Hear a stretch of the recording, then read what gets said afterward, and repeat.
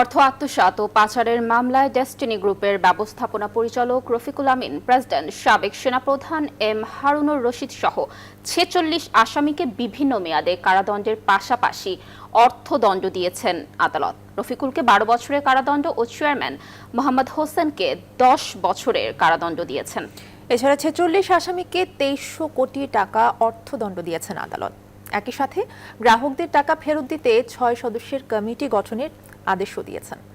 বিস্তারিত জানাচ্ছেন হাবিবুল ইসলাম হাবিব।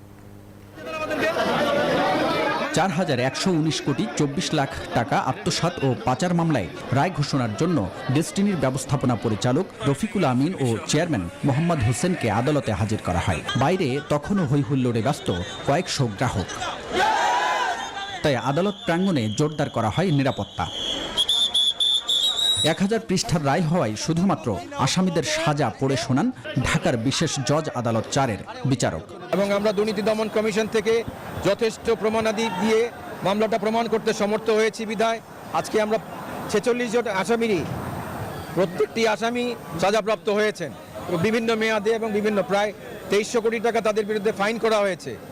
রায়ে রফিকুল আমিনকে ১২ বছরের কারাদণ্ড ও ২০০ কোটি টাকা অর্থদণ্ড, কোম্পানির প্রেসিডেন্ট সাবেক সেনাপ্রধান এম হারুনুর রশিদকে ৪ বছরের জেল ও ৩ কোটি ৫০ লাখ টাকা অর্থদণ্ড, এছাড়া ডেস্টিনির চেয়ারম্যান মোহাম্মদ হোসেনকে দেয়া হয় ১০ বছরের কারাদণ্ড ও অর্থদণ্ড।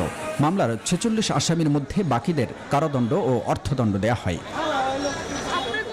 তবে রায়ে সংক্ষুব্ধ হয়ে আপিল করবেন বলে জানান আসামি পক্ষের আইনজীবী। প্রসিকিউশনের যে এভিডেন্স আসছে তাতে মানি লন্ডারিং এর যে এলিমেন্টগুলো আছে প্রসিকিউশন একজন সাক্ষীও নিয়ে আসতে পারেননি।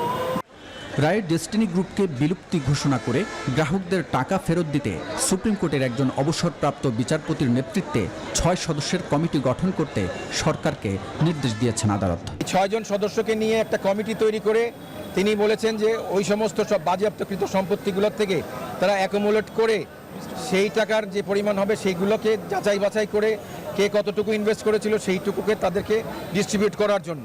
কলাবাগান থানায় করা দুদকের মামলায় ২০১২ সাল থেকে কারাগারে আছেন ডেস্টিনির এমডি রফিকুল আমিন। হাবিবুল ইসলাম হাবিব, নিউজ 24, ঢাকা।